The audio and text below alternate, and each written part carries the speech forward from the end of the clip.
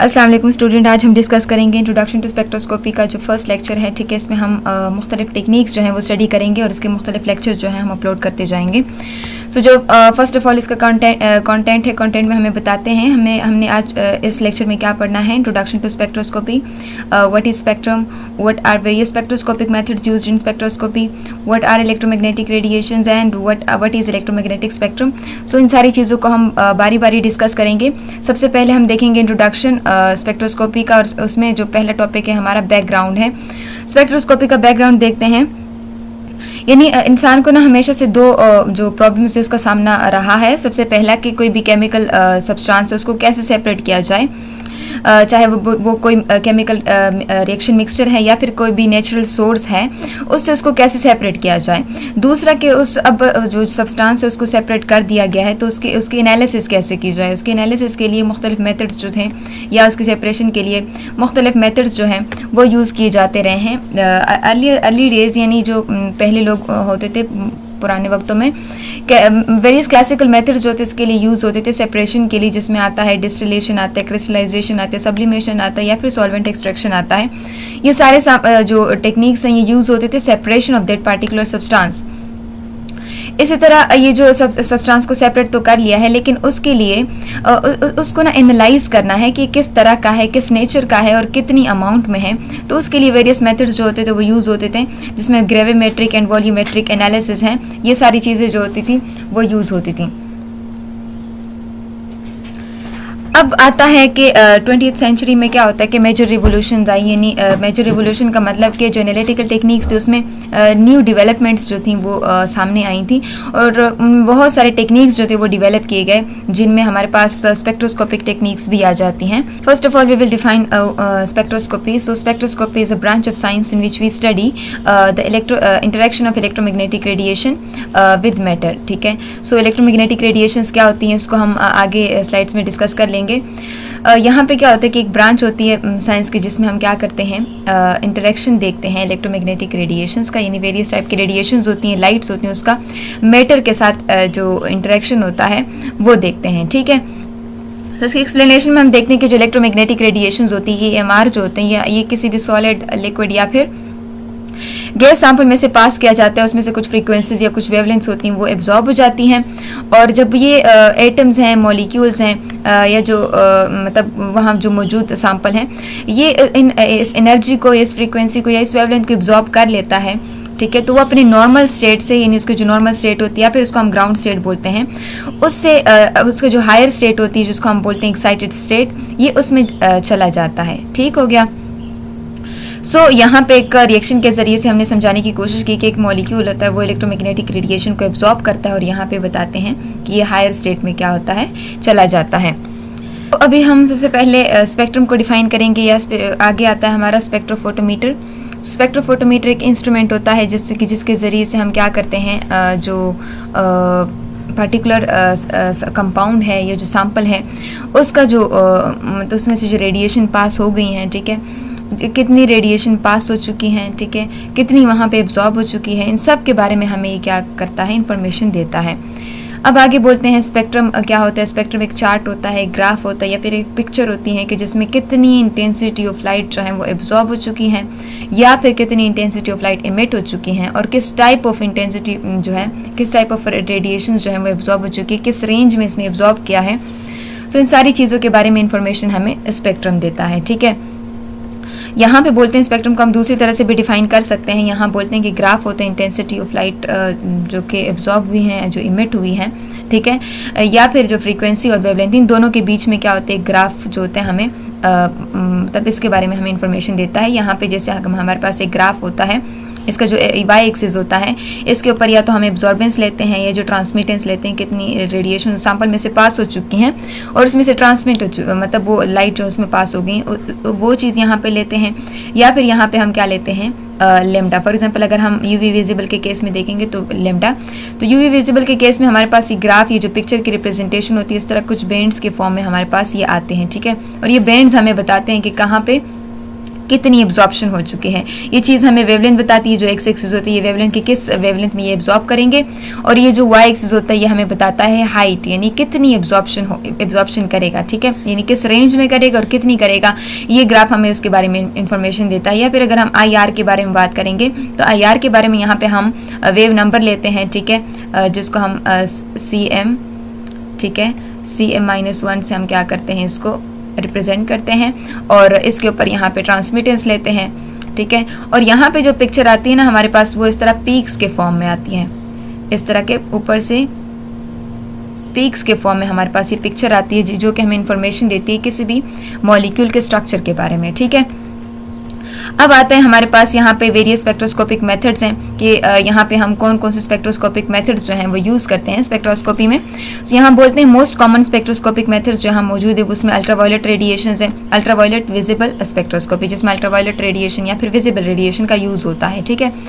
जैसे सेकंड आता है वो इंफ्रारेड स्पेक्ट्रोस्कोपी या IR स्पेक्ट्रोस्कोपी होती है। थर्ड आता है nuclear magnetic resonance spectroscopy, and fourth one is mass spectroscopy, या फिर इसको हम MS भी कह सकते हैं, ठीक है। यहाँ पे हमारे पास एक वाटर मॉलिक्यूल है, तो यहाँ पे आप देख सकते हैं जैसे ये विजिबल लाइट को एब्जॉर्ब कर लेता है तो आगे क्या होता है, यहाँ पे मॉलिक्यूल जो होता है ये एक्साइटेशन, जो इलेक्ट्रॉन्स होते हैं एक्साइट हो जाते हैं to their higher energy levels.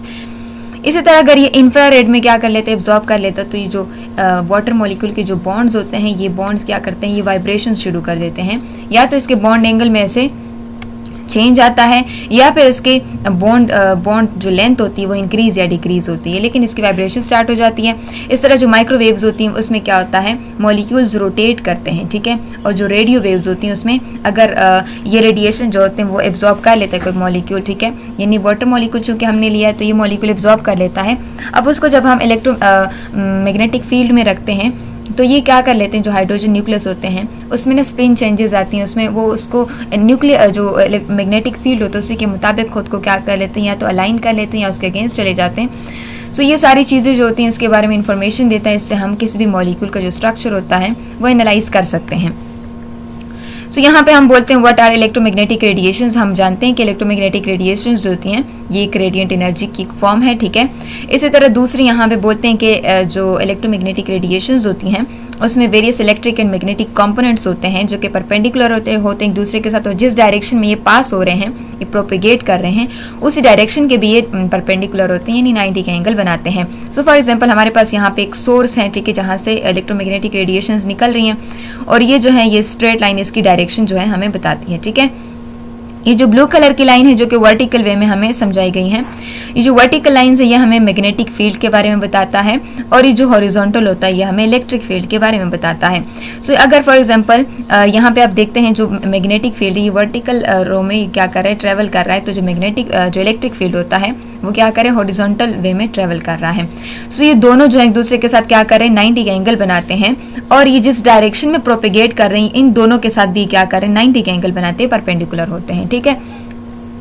अब यहाँ पे सेकंड इलेक्ट्रोमैग्नेटिक रेडिएशन की जो प्रॉपर्टी है वो कहती है डुअल नेचर, ये शो करते हैं। डुअल नेचर का क्या मतलब कि जो रेडिएशंस होती हैं ये पार्टिकल नेचर भी शो करते हैं और वेव नेचर भी शो करते हैं। पार्टिकल नेचर का मतलब ये जो रेडिएशंस होती है फोटोन के फॉर्म में भी ट्रेवल करते हैं, ठीक है, या फिर ये वेव फॉर्म में भी ट्रेवल करते हैं। वेव फॉर्म में तो हमने यहाँ पे इसकी पिक्चर के फॉर्म में रिप्रेजेंटेशन दे दी है, लेकिन जो फोटोन होता है, फोटोन असल में क्या होता है, एक पैकेट्स ऑफ एनर्जी होती हैं, ठीक है, जो कि ट्रैवल करती हैं, और यहाँ पे जो वेव्स हैं ये भी एक टाइप की एनर्जी ही है जो कि ट्रैवल करी, और ये इस तरह की वेव्स होती हैं जो कि जिसको ना पास होने के लिए किसी मीडिया की ज़रूरत नहीं होती, ठीक है, तो ये वो इलेक्ट्रोमैग्नेटिक रेडिएशंस होती हैं, ठीक है।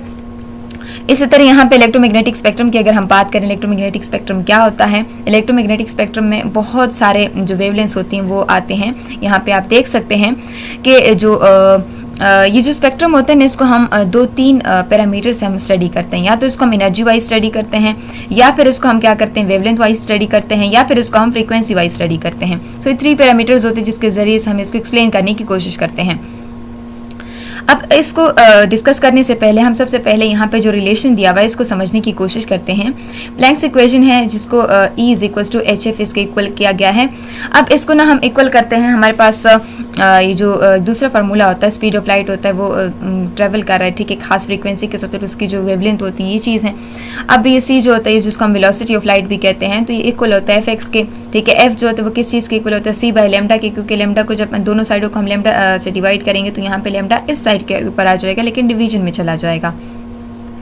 सो यहाँ फ्रीक्वेंसी की वैल्यू हम इक्वेशन 1 में पुट करते हैं तो हमारे पास इक्वेशन 2 बन जाता है। इक्वेशन 2 में से दो चीज़ें कांस्टेंट है, H भी कांस्टेंट है, C भी कांस्टेंट है। सो हमारे पास जो एंड में चीज़ बचती है वो है E is equal to 1 over lambda. So यहाँ से हम क्या कंक्लूड करते हैं कि जब एनर्जी इंक्रीज होगी तो वेवलेंथ डिक्रीज होगी, ठीक है। इन दोनों के बीच में इनवर्स रिलेशन है और इसको हम यहाँ पे सब इलेक्ट्रोमैग्नेटिक स्पेक्ट्रम में समझने की कोशिश करेंगे। यहाँ पे जैसे आप देखते हैं कि अगर हम इस साइड से जाते हैं, ये जो एनर्जी, ये देखो एरो ऊपर बिल्कुल टॉप के ऊपर जो एरो दिया हुआ है, यहाँ से एनर्जी इस साइड में इंक्रीज हो रही है, ठीक है। और अगर इस साइड से हम जाते हैं ना तो वेवलेंथ क्या हो रही है, ये डिक्रीज हो रही है। यहाँ पे आप देखते हैं ये वेव फॉर्म में वैल्यू दिखाया, ये जो वेव दिखाया गया यहाँ पे जो वेवलेंथ है ये ज्यादा है, ठीक है। लेकिन जहाँ पे यहाँ पे देखते हैं तो वेवलेंथ यहाँ पे शॉर्ट है। वेवलेंथ असल में क्या है कि दो क्रेस्ट या फिर दो ट्रफ के बीच में जो फासला होता है उसको हम क्या बोलते हैं, वेवलेंथ बोलते हैं। इन दो के बीच में जो फासला है या फिर इन दो ट्रफ के बीच में जो है ये फासला, ये क्या कहलाता है, ये वेवलेंथ कहलाता है। सो यहाँ पे अगर वेवलेंथ ज्यादा लॉन्ग है, ठीक है, सो यहाँ पे वेवलेंथ शॉर्ट हो जाएगी क्योंकि इन दोनों के बीच में डिस्टेंस कम है। तो अगर इस साइड से हम देखते हैं कि अगर इस साइड से हम जाते हैं तो वेवलेंथ डिक्रीज हो रही है, तो इसी तरह एनर्जी इस साइड के ऊपर इंक्रीज हो रही है, ठीक हो गया। तो इन दोनों के बीच में इनवर्स रिलेशन, ठीक हो गया। यहाँ पे हमने वेवलेंथ की जो वैल्यूज हैं यहाँ पे हमारे पास मौजूद है। यहाँ पे 10⁻³ मीटर्स हैं, ठीक है, इसकी वैल्यू रेडियो वेव्स की। और अगर यहाँ पे हम देखते हैं 10⁻⁻5 नैनोमीटर्स, ये देखो इतनी कम हो जाती है वैल्यू इसकी। इसी तरह अगर हम इसके फ्रीक्वेंसी की बात करते हैं तो फ्रीक्वेंसी जो होती है यहाँ पे 10⁻² हर्ट्ज है, लेकिन अगर यहाँ पे देखते हैं तो 10⁻24 हर्ट्ज है। सो यहाँ पे फ्रीक्वेंसी ज्यादा होगी, यहाँ पे फ्रीक्वेंसी क्या होगी, कम होगी। इस तरह यहाँ पे एनर्जी ज्यादा होगी और यहाँ पे एनर्जी कम होगी। और इस तरह अगर हम यहाँ पे इसकी वेवलेंथ चेक करते हैं, यहाँ पे वेवलेंथ इसकी कम होगी, यहाँ पे वेवलेंथ ज्यादा होगी। सो इन दोनों के बीच में अगर एनर्जी और लेमडा के बीच में इनवर्स रिलेशन, तो इसका मतलब फ्रीक्वेंसी के साथ भी उसका इनवर्स रिलेशन है लेमडा का। अब यहाँ पे आप देख सकते हैं विजिबल रेंज उन्होंने शो किया है। विजिबल रेंज को, विजिबल रेंज में 7 कलर्स होते हैं और ये 7 कलर्स जो होते हैं आपस में एक दूसरे के साथ डिफ्यूज होते हैं, ठीक है। वेब की ओर से हम इसको रिप्रेजेंट करते हैं। वेब की ओर हमारे पास जैसे वॉयलेट है, इंडिगो है, ब्लू है, ग्रीन है, येलो, ऑरेंज एंड रेड, ये 7 कलर्स होते हैं, 7 कलर्स की कॉम्बिनेशन होती है। ये जो वेरियस रेंज यहाँ पे बताई गई है ना, ये रेंज भी असल में होता है लेकिन ये इसमें हमें नजर नहीं आता क्योंकि जो हमारी आईज होती हैं सिर्फ इस पार्ट को क्या कर लेती हैं, डिटेक्ट करती हैं, बाकी जो रेंजेस होती हैं इसको डिटेक्ट नहीं करती। जैसे ये गामा रेज हैं, ये एक्स रेज हैं, ठीक है, ये हाईली एनर्जेटिक होते हैं और ये क्या करते हैं, मॉलिक्यूल या जो मैटर होते हैं उसका आयनाइजेशन काज करते हैं। जो यूवी है या फिर यहाँ पे जो विजिबल है, ठीक है, ये जो विजिबल पोर्शन है ये मॉलिक्यूल्स की जो ट्रांजिशन होती है वेरियस एनर्जी लेवल्स के बीच में इलेक्ट्रॉनिक ट्रांजिशन काज करता है। जो इंफ्रारेड रेडिएशंस होती हैं ये क्या करता है, मॉलिक्यूलर जो बॉन्ड्स होते हैं वो वाइब्रेट करते हैं इसके ऊपर, इससे अगर ये फ्रीक्वेंसी एब्जॉर्ब करेगा। माइक्रोवेव्स अगर हैं तो माइक्रोवेव्स अगर कोई मॉलिक्यूल एब्जॉर्ब करता है तो मॉलिक्यूल्स रोटेट होना शुरू हो जाएंगे। और रेडियो वेव्स क्या होते हैं, ये अगर इसको ना, इसकी जो प्रॉपर्टीज होती है उसको किसी भी मॉलिक्यूल्स में जब ये कोई मॉलिक्यूल इन रेडिएशन को एब्जॉर्ब करता है तो मैग्नेटिक फील्ड में इसकी जो प्रॉपर्टीज होती हैं वो देखी जाती हैं, ठीक है। सो ये था इलेक्ट्रोमैग्नेटिक स्पेक्ट्रम के बारे में।